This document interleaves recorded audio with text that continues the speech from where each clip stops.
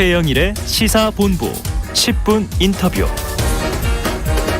이제 대선까지 D-13 다음 주에 사전투표는 시작이 되고요. 자, 얼마 남지 않은 가운데 대선 막판 전략과 뜨거운 현안들을 짚어보겠습니다. 오늘은 우상호 더불어민주당 총괄선대위원장과 전화로 연결합니다. 우 위원장님 안녕하세요. 네네, 안녕하세요. 네, 이 당사에서 숙식 해결하시면서 총력을 다하고 계시다고 들었습니다. 힘들지 않으세요? 뭐 여기 좀 건조해가지고 네. 아주 맹맹하고 좀 힘드네요. 아이고, 요즘 오미크론도 조심하셔야 되는데. 네네네. 네, 고생하고 계십니다. 자, 어제요 기사를 하나 보니까 우상호가 독해졌다. 어디 좀 독해지셨습니까? 네, 지금 뭐 그냥 조금 뭐 마음이 비장하기도 하고요. 네. 윤석열 후보의 발언을 들어보면 들어볼수록 이거 이분 참 큰일 나겠네 이런 걱정도 있고 그래서 네. 좀 그런 사명감도 좀 있고 그래서 좀 독해지는 것 같습니다. 네. 네. 사명감과 전의를 불태우시면서 더 독해지시는 것 같은데, 자, 대선까지 이제 불과 13일 남았습니다. 현재 판세 어떻게 분석하고 계세요? 단일화, 그러니까 안철수 후보가 윤석열 후보에게 단일화 제안했을 때의 한 며칠은 상당히 위험했습니다. 6, 7% 정도가 이제 윤석열 후보가 더 이기는 거로 나와서요. 네네. 단일화가 최종 결렬된 것으로 선언된 이후에는 지금 두 후보가 오차 범위 안에 아주 초접전량을 보이고 있거든요. 네. 이게 또 변화된 아주 특징인 것 같습니다. 그래요. 어쨌든 네. 초박빙이다. 하지만 위험한 순간은 좀 넘겼다, 이렇게 보시는 것 같습니다. 네. 자, 어제요 이 단언컨대 윤석열 후보는 김건희 씨 주가 조작 때문에 낙선될 것, 굉장히 강한 발언을 하셨어요. 네네. 그러면 최근 보도되고 있는 김건희 씨 관련 주가 조작 개입 의혹들, 좀 이게 중요한 변수가 된다고 보십니까? 그럼요. 왜냐하면 주가 조작이라고 하는 것은 굉장히 중요한 경제 범죄입니다. 그래서 왜냐하면 이제 순진한 개미들의 돈을 빼먹는 그런 사기 행위거든요. 근데 지금 언론 보도를 통해서 나오는 것들을 보면 김건희 씨가 이 주가 조작에 직간접적으로 연루된 것은 거의 틀림없어 보여요. 네. 그래서 제일 이해할 수 없는 거는 도이치모터스 주가 조작 사건에 다른 사람들은 다 지금 재판받고 감옥 가 있는데 김건희 씨만 지금 조사 한 번 안 받았거든요. 네. 근데 보면 이제 공소장에 첨부하는 범죄 일람표에는 이분 이름이 200회 이상 거론되거든요. 상세하게 계좌 내역도 나오고요. 그런데 이분만 지금 봐주고 있단 말이죠. 이런 측면들이 주는 것은 굉장히 그 젊은 층 사이에서 아주 분노가 일어나고 있죠. 근데 오늘 보도된 걸 보니까 또 이분이 이 도이치모터스만 뿐만이 아니라 다른 주가 조작에도 연루된 혐의가 있다, 이렇게 보도가 돼서 이분이 한 건이 아니구나, 몇 건이구나, 이런 것들을 보면서 무슨 대통령 선거 이전에 대통령의 영부인이 경제 범죄를 저질렀다. 그걸로 막대한 어떤 불을 쌓았다. 이건 사실 국민 감정에 어긋나는 거 아니겠습니까? 네네. 이 문제가 밝혀질수록 아마 이번 대선에서 승리하기는 어렵지 않겠느냐, 이렇게 예측한 것이죠. 중요한 사안으로 보고 계십니다. 그렇습니다. 자, 그런데 이제 상대당이죠. 국민의힘에서는 또 반론도 있습니다. 검찰이 2년간 조사했지만 결국 기소도 못하고 한 건 혐의가 없는 거 아니냐 하는 얘기도 있고요. 또 9억여 원의 수익, 이 수익 계산이 특정 기간만 봐서 그렇다. 이 왜곡된 내용이다. 이런 또 비판들이 역으로 나오고 있어요. 어떻게 좀 답하시겠습니까? 근데 이제 이분들 해명이 계속 바뀌거든요. 그러니까 해명이 계속 바뀌는 것은 숨겨야 할 진실이 있는 거죠. 네네. 그러니까 윤석열 후보가 처음에 2010년 5월 이후에는 주식을 거래한 내역이 없다. 그리고 4천만 원 손해봤다, 이렇게 주장하셨는데 그 후에 이번에 2차 TV 토론에서는 사고 판 게 있고 주식을 돈을 번 것도 있고 손해 본 것도 있다, 이렇게 바꿨어요. 그리고 또 그 캠프는 9억의 수익이라는 건 부풀려진 것이다. 그러면 어떻게 부풀려졌는지를 본인들이 공개를 해야 되는데 공개를 안 하고 일방적으로 회피하고 있지 않습니까? 그래서 왜 떳떳한데 저건 하루면 공개할 수 있는 거거든요. 그래서 공개는 안 하고 피해 나가는 걸 보면 공개되었을 때 이 주가 조작 혐의가 입증될 수 있어서 피해 나가는 것이다라고 의심할 수밖에 없지요. 우리나라 지금 언론들이 몇 군데가 좀 계속 이것을 좀 취재를 하고 있는데 취재할수록 계속해서 주가 조작이 의심되는 정황과 증거들이 계속 나오고 있거든요. 네. 이 국민을 속일 수 없죠. 예, 말씀하신 대로 뭐 지난해 경선에서 불거졌던 일이니까요. 네. 계좌를 공개하면 별 문제 없지 않겠느냐. 근데 왜 자료를 공개하지 않느냐. 이런 논란입니다. 자, 어제 이재명 후보 라디오 프로그램에 출연해서 이재명 후보도 지금 또 배우자 리스크가 있습니다. 이 김혜경 씨의 법인카드 유용 의혹, 뭐 공금 횡령이다 이렇게 야당은 주장하고 있는데요. 이 아내가 법인카드를 쓴 게 아니고 직원들의 법인카드 절차상의 문제였다. 이런 해명을 내놨습니다. 이거 어떤 의미로 해석해야 될까요? 글쎄 그 문제는 뭐 그 배우자가 직접 사용했든 아니면 이제 직원들이 사용했든 네. 그 목적이 공적인 것이냐 아니냐의 문제를 이제 따지는 것이죠. 네네. 근데 이 문제는 사실은 국민들에게 사과했지 않습니까? 네네. 그래서 감사도 좀 받아야 되고 수사도 받아야 될 내용이기 때문에 자세하게 이것저런 얘기를 얘기하는 것은 적절치 않아 보이고요. 네. 저는 국민들에게 뭐 연유가 어떻든 간에 사과를 드렸었기 때문에 네. 이것은 좀 반성하는 그런 대목이 있다고 봅니다. 예. 자, 우 위원장님 이 김만배 녹취록을 또 공개하시기도 네. 했습니다. 네네. 특히 이 지역구시잖아요. 네네. 이 김만배 씨 누나와 윤석열 후보 부친의 집이 이제 거래된 거. 이 어떤 배경이 있다고 좀 추측을 하십니까? 그러니까 거기 제 지역구에 있는 집이라서 네. 그 동네도 잘 알고 그 동네의 부동산 중개소도 제가 잘 아는 분들입니다. 네네. 네. 처음에 결국은 이제 해명을 자꾸 거짓말을 하면 역시 또 숨겨야 할 진실이 있는 게 아니냐 이렇게 의심하는 건데 네. 네. 10군데 내놨다 이랬다가 그 다음에 말을 바꿨어요. 3군데 내놨다. 제가 그 동네 부동산 중개소 사장님들 다 이렇게 직간접적으로 취재를 해보니까 그 거래가 직접 이루어진 그 부동산 중개소 말고는 이 물건을 받은 곳이 한 군도 없었어요. 네. 그래서 이런 걸 왜 거짓말을 하지? 의심을 한 것이고요. 네. 또 김만배 씨 누나가 연희동까지 와서 그 집을 구입하는 경위도 석연치가 않아요. 그 동기도 그렇고. 그래서 이건 뭔가 편의를 제공한 것 같다. 근데 이렇게 뒤져보니까 재산상에 무슨 큰 이익을 주고받은 것은 아니고요. 네. 제 시가가 한 20억 나가던 집이니까 한 19억에 샀으면 뭐 네. 으로 거래했다고 보여지는데 문제는 김만배 씨 누나가 그 집을 살 이유가 없는데 왜 급히 그 집을 사줬느냐. 그것은 뭔가 급히 그 집을 내놓고 빨리 거래해야 할 이유가 있었고 그것을 김만배 씨 누나가 도와준 것 같다. 저는 그렇게 추론을 했는데 네. 이번에 발표된 그 또 일부 언론 보도를 보면 예.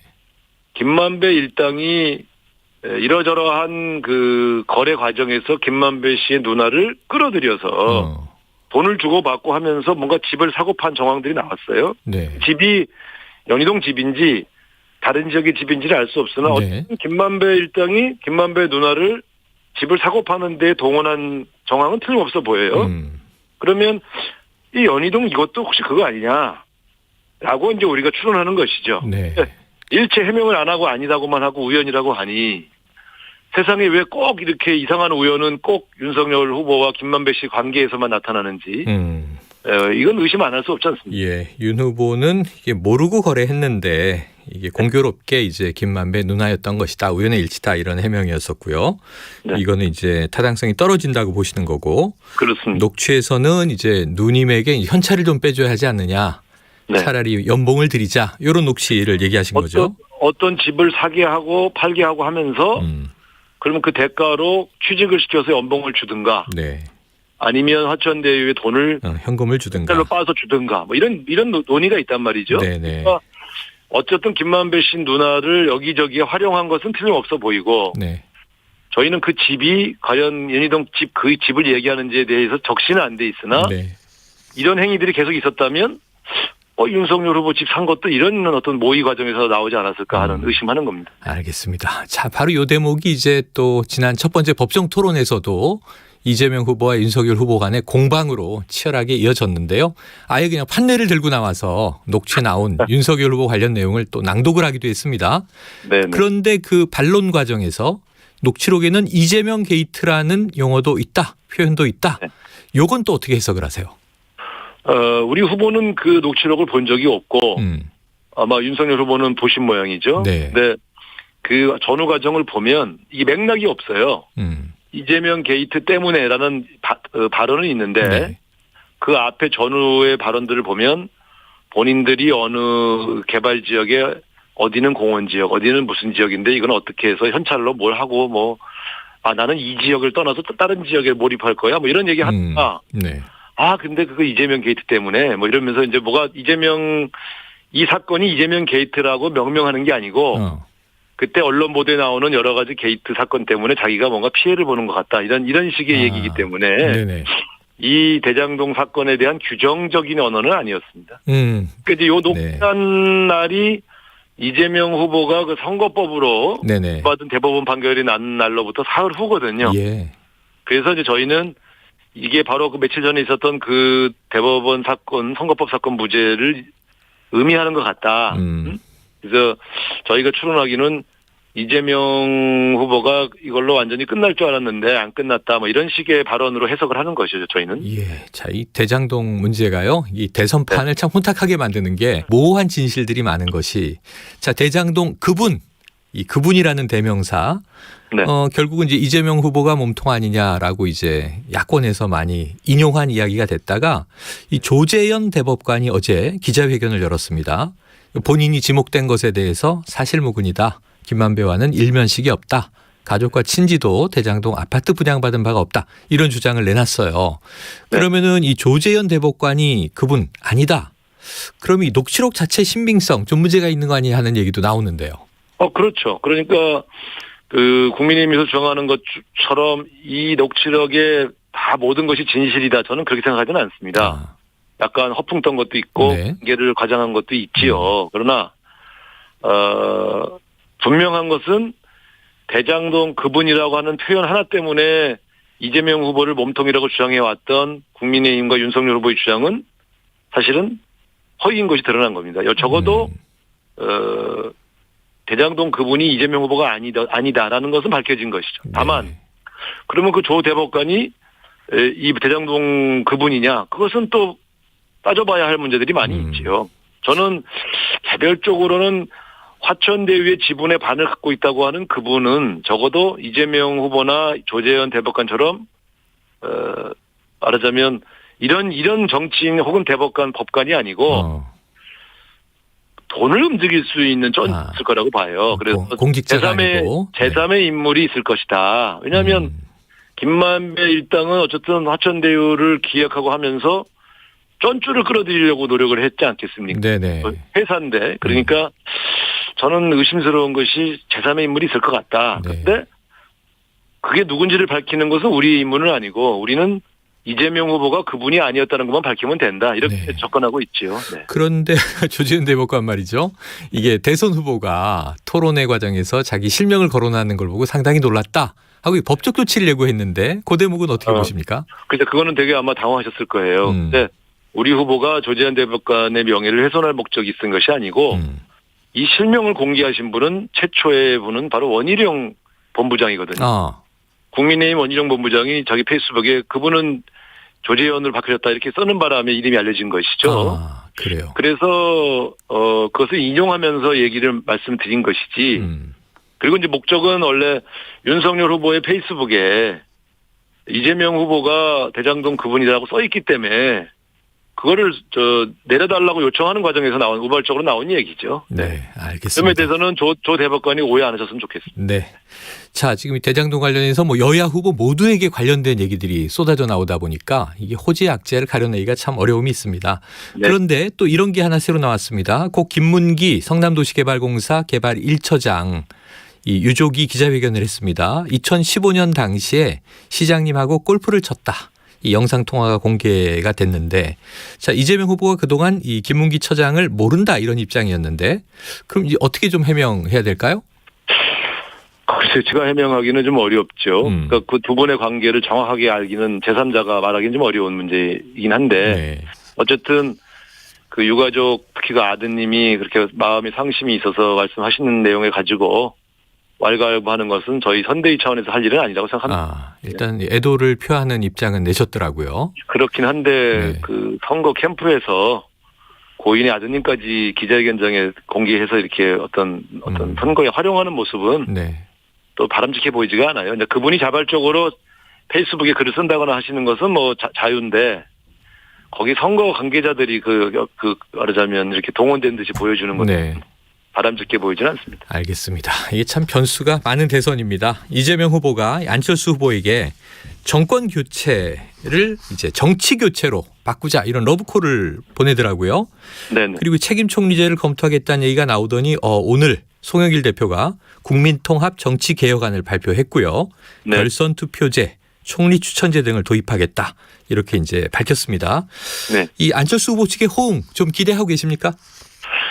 일단 저희는 이 선거가 너무 네거티브 일색으로 또 상대방에 대한 증오와 혐오를 뒤집어 씌우는 선거로 가는 것에 대해서 우려가 있습니다. 네. 그래서 후보와 당대표가 나서신 것은 저도 다음 정부에서 정치의 미래는 어때야 되는가의 구상을 좀 자꾸 보여주자. 이것이 먼저 첫 번째 우리 과제고요. 기존의 정치에 대해서 국민의 불신이 많다면 어떻게 변화시킬 것인가에 대한 비전을 제시하는 데 주력하겠다. 이런 것이 이제 첫 번째 목적이고요. 네. 이 비전에 동의하는 후보들이 늘어나면 늘어날수록 이 담론의 연대는 이루어지고 있다. 이렇게 보는 거거든요. 그래서 저는 이 정치개혁 문제에 대해서는 윤석열 후보가 일체 발언하신 적이 없기 때문에 네. 윤석열 후보도 좀 답변을 하셔야 된다 이렇게 보고요. 특히 정치 신인으로서 새로운 정치 구상이 없는 것이 저는 또 특징이라고 보여져요. 그래서 결과적으로 안철수 후보나 김동연 후보, 심상정 후보와 뭐가 이루어지냐라는 정치 공학적인 접근보다는 네. 대한민국의 정치를 어떻게 바꾸겠다는 것인지에 대한 비전 경쟁을 불을 붙이는 목적으로 오늘 제안한 것입니다. 자, 비전 경쟁을 위한 것이고 또 잘 되면 정책 연대까지는 바라볼 수 있겠다. 네. 자, 마침 또 내일 저녁에 두 번째 법정 토론이 정치 분야니까요. 관련 이야기가 좀 후보 간 다뤄지는지는 지켜보도록 하겠습니다. 자, 어제 야권 단일화 관련해서 아주 뜨거운 폭로전이 갑자기 터져 나왔습니다. 이준석 대표 그리고 이제 또 국민의당 쪽의 이태규 의원. 자, 이준석 대표는 국민의당에서 안 후보를 접게 만들겠다는 제안이 왔다. 배신 행위라는 사람이 있다. 이렇게 얘기를 했고 이태규 국민의당 선대본부장은 이 대표에게 2월 초 합당과 단일화 제안을 받았다. 이런 또 폭로가 나왔습니다. 자, 야권 단일화 완전히 끝난 걸까요? 저 정도 이렇게 폭로전이 진행되면 어려운 거 아니겠습니까? 저도 한 20몇 년 정치했지만 20몇 년째 비밀을 지키는 얘기들도 많은데 특히 양당이 신뢰를 가지고 진행했던 물밑 협상 내용들을 이렇게 폭로전 형식으로 공방을 하는 것은 처음 봅니다. 네.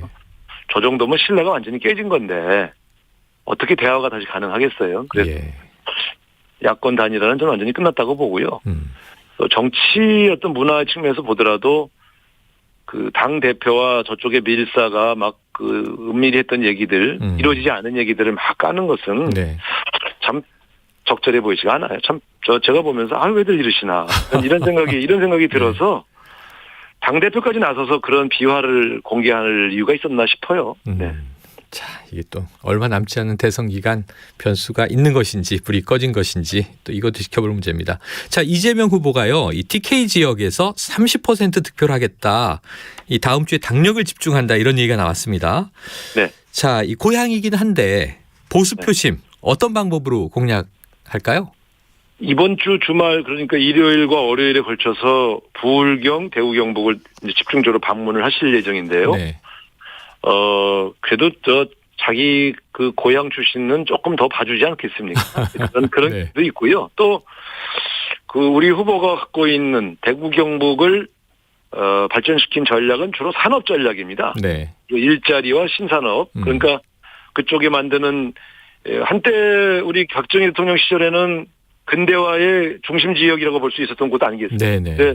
그 제조업 중심으로 가던 대구 경북이 많이 쇠락하고 있으니 거기에 이제 새로운 미래형 산업들을 안치겠다 이런 산업 구상들을 가져가서 기존에 정통적으로 특정 정당을 지지해왔던 것은 인정하지만 이제 새로운 선택을 해달라 이런 호소를 할 그런 계획으로 있습니다. 알겠습니다. 한 번 더 지켜봐야 되겠습니다. 오늘 말씀 여기까지 정리하죠. 위원장님 고맙습니다. 감사합니다. 예, 지금까지 우상호 더불어민주당 총괄 선대위원장이었습니다.